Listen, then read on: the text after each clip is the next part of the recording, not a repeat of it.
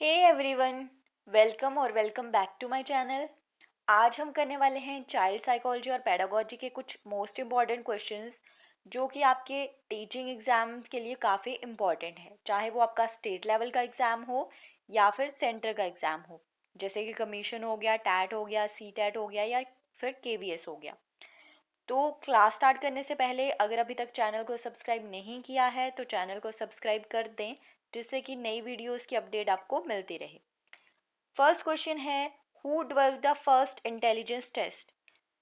Alfred Binet, Thorndike, Spearman या William Wood? पहला intelligence test develop किया था एल्फ्रेड बिनेट ने, और कब किया था? 1905 में। सेकेंड क्वेश्चन है, G factor theory was developed by? Jean पियाजे, गार्डनर, स्पीयरमैन या none of the above? G factor theory कौन सी है? टू फैक्टर थ्योरी है, जिसमें दो फैक्टर्स की बात की है, जनरल फैक्टर और स्पेसिफिक फैक्टर्स।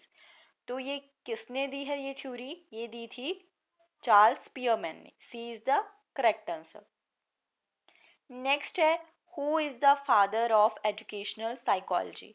एजुकेशनल साइकोलॉजी के फादर कौन हैं? एडवर्ड डी थॉर्नडाइक, जीन पियाजे, विलियम जेम्स या नन ऑफ द अबव? तो इसका राइट आंसर हो जाएगा ए, एडवर्ड ली थॉर्नडाइक।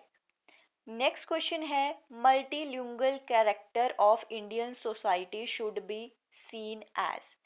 जैसे हमारी इंडियन सोसाइटी है, यहाँ अलग अलग तरह की भाषाएं बोली जाती हैं, तो ये क्या चीज़ प्रोवाइड करता है? एक तरह से a hindrance in the teaching learning process, एक तरह से ये हर्डर पैदा करता है हमारी जो टीचिंग लर्निंग प्रोसेसेस हैं, या a resource for enrichment of school life.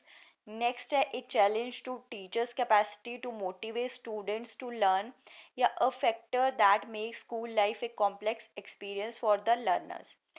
तो जो मल्टीलिंगुअल कैरेक्टर है हमारी इंडियन सोसाइटी का, कि अलग अलग लैंग्वेजेस बोली जाती हैं, तो एक तरह से ये क्या है? ए resource for enrichment of school life, कि इससे हमें फ़ायदा ही होता है स्कूल लाइफ में। ये अलग अलग भाषाएं क्या करती हैं, बच्चों को अलग अलग कल्चर्स, अलग अलग लैंग्वेजेस सीखने में हेल्प करती हैं। नेक्स्ट है, who said psychology is the science of studying soul? Aristotle, Plato, Descartes या ऑल ऑफ द अबव? किसने बोला है कि जो साइंस है वो एक तरह से हमारी आत्मा की स्टडी है? तो एरिस्टोल की बात करें, प्लेटो, डेकार्टे, इन सभी ने ये चीज़ बोली है, तो राइट आंसर हो जाएगा डी।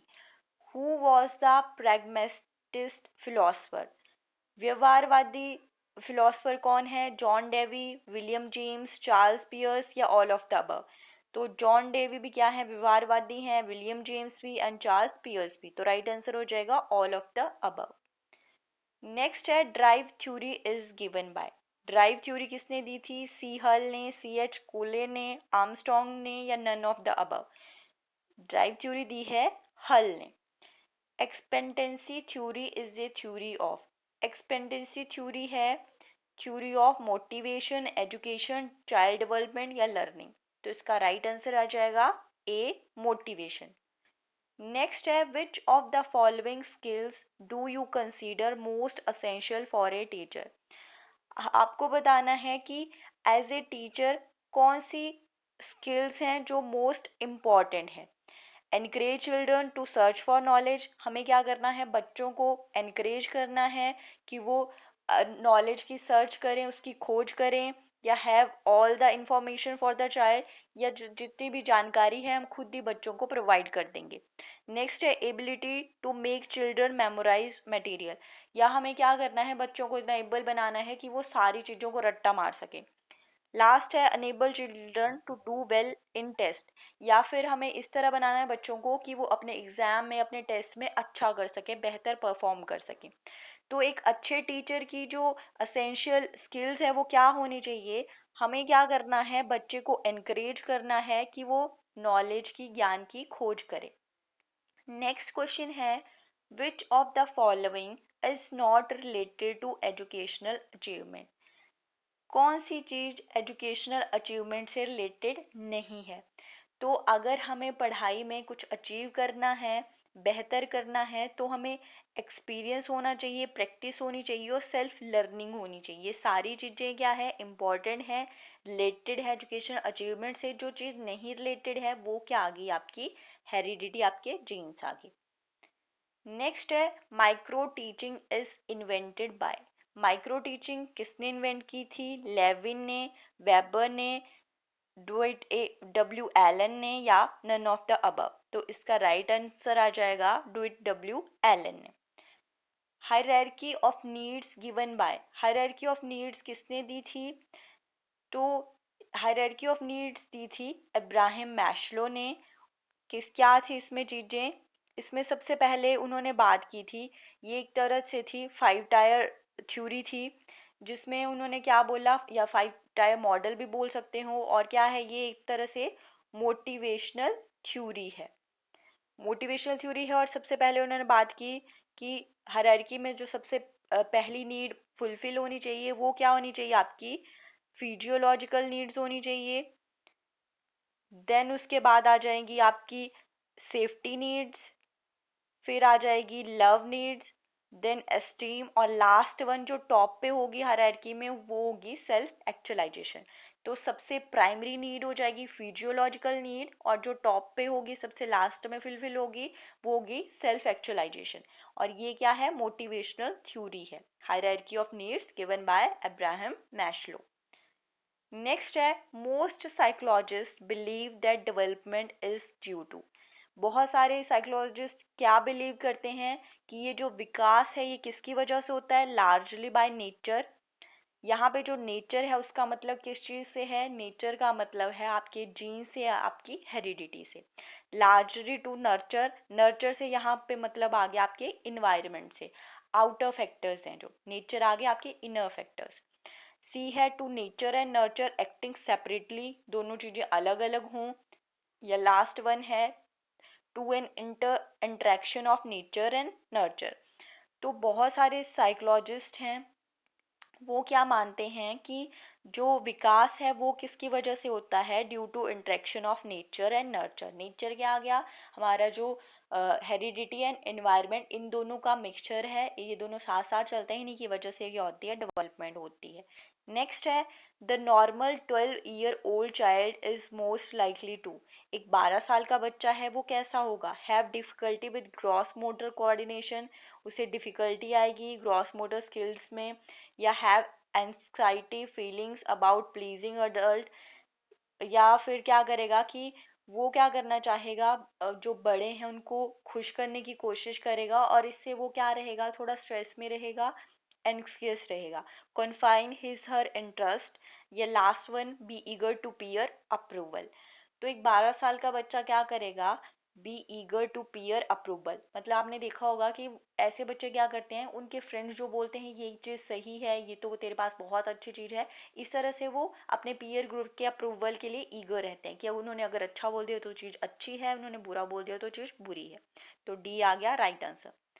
नेक्स्ट है human development is divided into domain such as. Human development को अलग अलग डोमेन्स में डिवाइड किया गया है। तो वो कौन सी डोमेन्स हैं हमें वो बताना है। फर्स्ट आगे physical, cognitive, social, then emotional, cognitive, spiritual and social, psychological, social, cognitive, emotional and physical, and last one is physical, spiritual, cognitive and social. तो ये जो है इसमें आ जाएगा हमारा right answer social, cognitive, emotional and physical, और इसके अलावा लैंग्वेज भी इंक्लूडेड है, फिफ्थ वन। नेक्स्ट है smallest unit of meaning in a language is. Smallest unit of meaning in a language क्या होती है? सिंटैक्स, मॉर्फीम, फ्रैग्मेटिक्स, या फिर फोनीम। तो क्या आ जाएगा इसका right answer? B, morpheme. Next है which of the following motives are considered as primary motives. Primary motives ये कहाँ से लिया गया है? वही हायरार्की ऑफ नीड्स या फिर मोटिवेशनल थ्योरी। तो उसमें जो प्राइमरी मोटिव था वो क्या था? सबसे पहले क्या था हायरार्की में? हमारा फिजियोलॉजिकल मोटिव्स, हमारी जो फिजियोलॉजिकल नीड्स होंगी। तो राइट आंसर आ जाएगा ए। Gifted students are. जो गिफ्टेड स्टूडेंट्स होते हैं वो कैसे होते हैं? Non assertive to their needs, या independent in their judgements, independent of teachers, या इंट्रोवर्ट इन नेचर। तो जो गिफ्टेड बच्चे होते हैं वो क्या करते हैं, अपनी जजमेंट्स खुद लेते हैं, आउट ऑफ एक्ट से अफेक्ट नहीं होते हैं। तो इसका राइट आंसर आ जाएगा B, independent in their judgement. Next है a theory that states that emotions are a joint result of non specific physiological arousal and interpretation of the arousal is called. किसने ये चीज़ बोली थी, कौन सी थ्योरी दी थी कि जहाँ पे जो इमोशन है वो जॉइंट रिजल्ट है नॉन स्पेसिफिक फिजियोलॉजिकल अराउजल का और इंटरप्रिटेशन का। तो ये जो थ्योरी है ये to factor theory of emotion है। और किसने दी है, ये स्केचर ने ये थ्योरी दी थी, two factor theory of emotion. Next है school based assessment is primarily based on the principle that. School के बच्चों को क्या किया जाता है, असेस किया जाता है, उनको असेसमेंट दी जाती है। तो ये किस प्रिंसिपल पे काम करती है। फर्स्ट है teachers know their learners capabilities better than external examiners. कि जो टीचर हैं वो अपने स्टूडेंट्स को अच्छे तरीके से जानते हैं, उनकी कैपेबिलिटी को अच्छे तरीके से जानते हैं देन कि जो बाहर से आया हुआ एग्जामिनर है उससे। Student should at all cost get high grades. इसका मेन मोटिव है कि बच्चों को ज़्यादा से ज़्यादा मार्क्स मिल सके।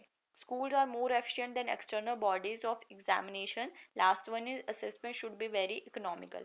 तो इसका राइट आंसर हो जाएगा ए, कि जो टीचर है वो अपने स्टूडेंट्स को ज़्यादा अच्छे से जानता है, उनकी कैपेबिलिटी को। A person believes that nurture strongly influences the development of his child. कोई पर्सन है वो ये सोचता है, ये मानता है कि नर्चर, नर्चर क्या हो गया, इन्वायरमेंट, कि इन्वायरमेंट स्ट्रांगली इन्फ्लुएंस करता है उसके बच्चे की डेवलपमेंट को। He would not agree with the importance of, अगर वो इस चीज़ को मानता है तो मतलब वो कौन सी बात को से एग्री नहीं करता है। जेनेटिक फैक्टर से, एक्सपोजर टू पीयर से, the types of toys at home, the warmth displayed by the parents. तो अगर वो सिर्फ नर्चर में ही बिलीव करता है, मतलब वो नेचर को नहीं मानता है, तो क्या राइट आंसर आ जाएगा, जेनेटिक फैक्टर्स को। नेक्स्ट है the method by which the genetic characteristics limit an individual receptiveness to the environment is called. कौन सा मेथड है जो क्या करता है, इन एक तरह से बच्चे की जेनेटिक करेक्टरिस्टिक्स को लिमिट करता है, उसे क्या बोलेंगे हम, उसे बोलेंगे रेंज ऑफ रिएक्शन। उसके बाद है young learner should be encourage to interact with peers in the classroom so that. जो यंग लर्नर्स होते हैं, मतलब छोटे बच्चे होते हैं, उनको एनकरेज करना है कि वो अपने पीयर्स के साथ, साथ पढ़ने वाले बच्चों के साथ ज़्यादा से ज़्यादा इंटरेक्ट करें क्लासरूम में। क्या रीज़न है इसका, they can learn answers two questions from each other, कि वो जो क्वेश्चन हैं उनके आंसर एक दूसरे से लर्न कर सकें, या syllabus can be covered quickly, जो सिलेबस है उसको हम जल्दी से जल्दी कवर कर सकें। They learn social skills in the course of study, या फिर वो पढ़ने के साथ साथ सोशल स्किल्स को भी सीख सकें। या the teacher can control the classroom better, या इससे जो टीचर है वो क्लासरूम को बेहतर तरीके से कंट्रोल कर सकता है। तो इसका जो मेन मोटिव है वो क्या है, कि जो बच्चा है वो सोशल स्किल सीख सके पढ़ने के साथ साथ एक दूसरे से जब वो इंटरेक्ट करता है। नेक्स्ट है gender is a N.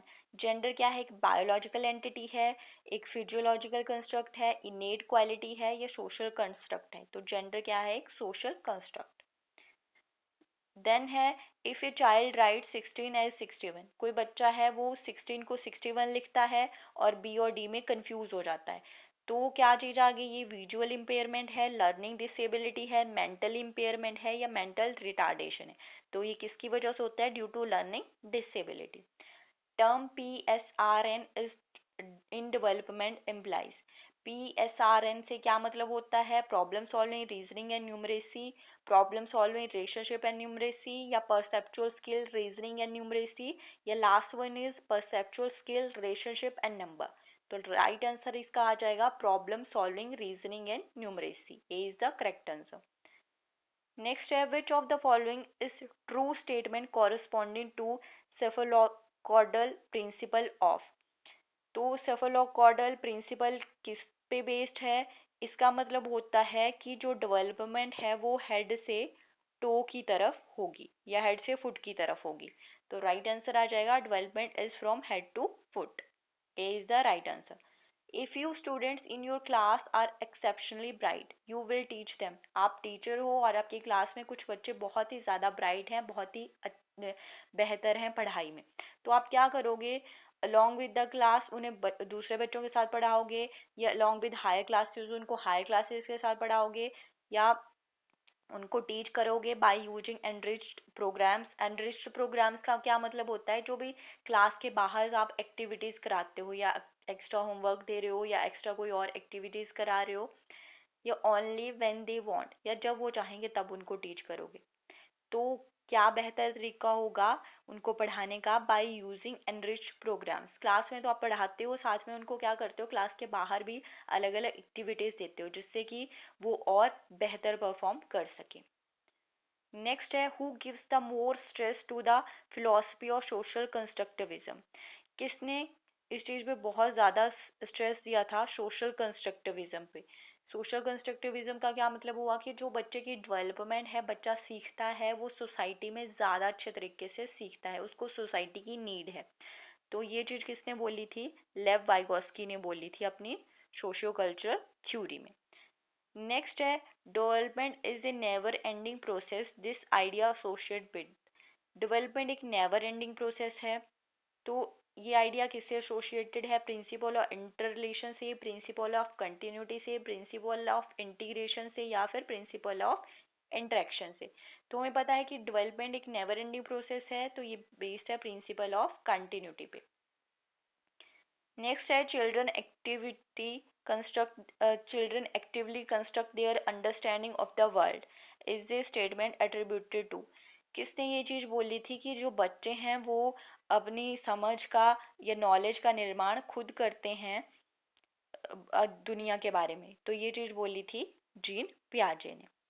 Next है, the insight theory of learning is prompted by. Insight theory of learning किसने दी है, ये थ्योरी दी है गेस्टॉल थ्योरिस्ट, जो कौन थे, कोहलर थे। ठीक है, और ये सारे क्या हैं, कोहलर एक गेस्टॉल्टवादी थे, पावलोव जीन पियाजे वाइगोस्की ये क्या थे, व्यवहारवादी थे। तो इनसाइड लर्निंग थ्योरी क्या है, गेस्टॉल्ट थ्योरी पे बेस्ड है। ओके, जो कौन थे, कोहलर थे। नेक्स्ट है, Froebel's most important contribution to education was his development of the. Froebel की मोस्ट इम्पॉर्टेंट कंट्रीब्यूशन क्या है एजुकेशन के लिए, उन्होंने क्या दिया था, किंडरगार्टन मेथड दिया था। नेक्स्ट है, at lower classes play way method of teaching is based on. छोटी क्लासों में प्ले वे मेथड का यूज़ किया जाता है कि खेल खेल में बच्चों को पढ़ाया जाए। तो ये किस टीचिंग मेथड पे, ये किस प्रिंसिपल पे बेस्ड है, ये बेस्ड है psychological principles of development and growth. Next है, diagnosis of the gaps in the learning of student should be followed by. हमें कुछ बच्चे ऐसे होते हैं कि उनके पढ़ते टाइम या लर्निंग में कुछ गैप्स रह जाते हैं, उनको डायग्नोस करना है। गैप्स का मतलब कुछ कमियां रह गई हैं, तो उनको डायग्नोस करने का बेहतर तरीका क्या हो सकता है, अप्रोप्रिएट रेमेडियल टीचिंग, या intensive drill and practice, systematic revision of all lessons, या reporting the findings of learners and parents. तो जब भी हमें क्या करना है, डायग्नोस करना है गैप्स को in the learning of students, हमें क्या करना है, एप्रोप्रिएट रेमेडियल मेजर्स का यूज़ करना है। राइट आंसर क्या आ जाएगा, ए। नेक्स्ट है, self regulation of learners refers to. Self regulation से सेल्फ रेगुलेशन ऑफ लर्नर से क्या मतलब हो गया, their ability to monitor their own learning, creating regulations for student behavior, rules and regulation made by the student body, self discipline and control। Self regulation से क्या मतलब आ जाएगा, their ability to monitor their own learning. ये क्या आ जाएगा, right answer. Next है, the best method to study growth and development of the child is. Best method क्या है बच्चे की ग्रोथ और डेवलपमेंट को स्टडी करने का, तो बेस्ट मेथड है डेवलपमेंटल मेथड। नेक्स्ट है, special education is related to. Special education किससे रिलेटेड है, हम सबको पता है ये रिलेटेड है, एजुकेशन प्रोग्राम है फॉर डिसेबल्ड स्टूडेंट। बी क्या आ जाएगा, राइट आंसर आ जाएगा। नेक्स्ट है, children are usually egocentric during dash and dash stages. Jean पियाजे ने बात बोली थी कि जो बच्चे हैं वो ईगोसेंट्रिक होते हैं सेंसरी मोटर और प्री ऑपरेशनल स्टेज में, जो फर्स्ट एंड सेकेंड स्टेज है अकॉर्डिंग टू जीन पियाजे। तो राइट आंसर आ जाएगा ए। देन है the Waldorf education approach emphasises a balance development of. Waldorf education approach है वो किस चीज़ पे ज़्यादा बल देती है कि बैलेंस डेवलपमेंट होनी चाहिए हमारे हेड की, हार्ट की और हैंड्स की। तो डी आ जाएगा राइट आंसर। उसके बाद है the posteriori knowledge is a knowledge that is known and. Posteriori knowledge क्या हुई, हमारी अनुमानित ज्ञान हुआ, और हम अनुमान कब लगाते हैं, अपने पिछले एक्सपीरियंसेस से। तो राइट आंसर आ जाएगा सी।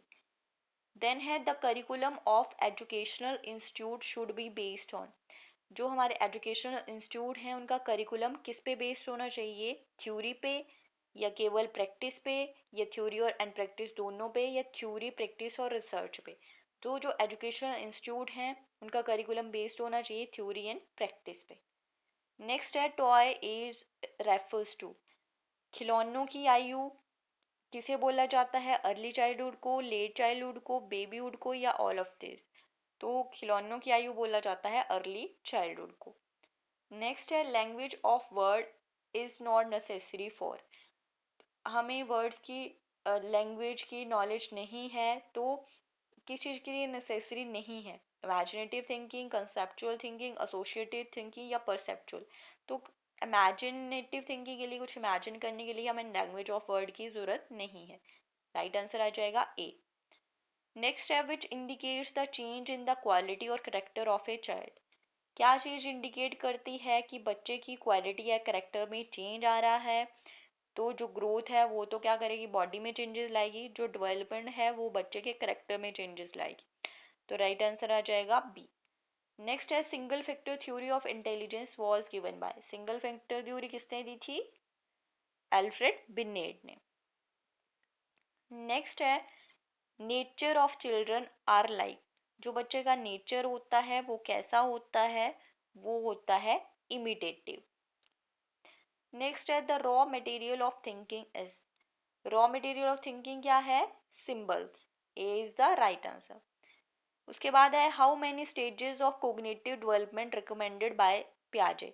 जीन पियाजे ने अपनी कोग्निटिव डेवलपमेंट थ्योरी में कितने स्टेजेस दी हैं, उन्होंने दी थी 4 स्टेजेस। फर्स्ट क्या थी, sensory motor, then pre operational, concrete operational, last one is formal operational stage. उसके बाद है who was the chairman of the review committee of NPE 1986। Chairman कौन थे रिव्यू कमेटी के ऑफ एनपीई 1986। तो इसके जो चेयरमैन थे वो थे आचार्य राममूर्ति। राइट आंसर आ गया सी। नेक्स्ट है operation blackboard is linked with. Operation blackboard किस चीज से लिंक्ड है, हाई स्कूल से, मिडिल स्कूल से, प्राइमरी स्कूल से, या सीनियर सेकेंडरी स्कूल से। तो ये था प्राइमरी स्कूल से link. In which year did Kothari commission come. Kothari commission कब दिया गया, तो ये दिया गया था 1964 में। नेक्स्ट है who was the chairman of Indian education commission. Indian education commission कौन सा है, कोठारी कमीशन को ही इंडियन एजुकेशन कमीशन बोला जाता है। और इसके जो चेयरमैन थे वो कौन थे, डॉक्टर डी एस कोठारी थे। तो यहाँ पे ऑप्शन में हमें अवेलेबल नहीं है, तो राइट आंसर आ जाएगा नन ऑफ द अबव। आपको ये हमेशा याद रखना है कि इंडियन एजुकेशन कमीशन को ही कोठारी कमीशन बोला जाता है, क्योंकि इसके chairman doctor D S Kothari थे। नेक्स्ट है teaching learning process fundamentally completed in. Teaching learning process कहाँ पे फंडामेंटली कंप्लीट होती है, तो ये इसके लिए ज़रूरी है classroom. A is the right answer. Next है according to NCF national curriculum framework 2015 the role of a teacher, sorry यहाँ पे आएगा 2005, the role of teacher has to be. जो टीचर है उसका क्या रोल होना चाहिए, तो एक वो क्या करना चाहिए, एक फैसिलिटेटर की तरह काम करना चाहिए। जहाँ पे वो बच्चे क्या करें, जहाँ पे बच्चों को हेल्प की ज़रूरत है वो टीचर हेल्प प्रोवाइड कर सके। राइट आंसर आ जाएगा D facilitative. Heredity is considered as a social structure. कैसा स्ट्रक्चर है ये, प्राइमरी, सेकेंडरी, डायनामिक या स्टैटिक। तो जो हेरिडिटी है वो क्या है, स्थिर सोशल स्ट्रक्चर है। राइट आंसर आ जाएगा डी स्टैटिक।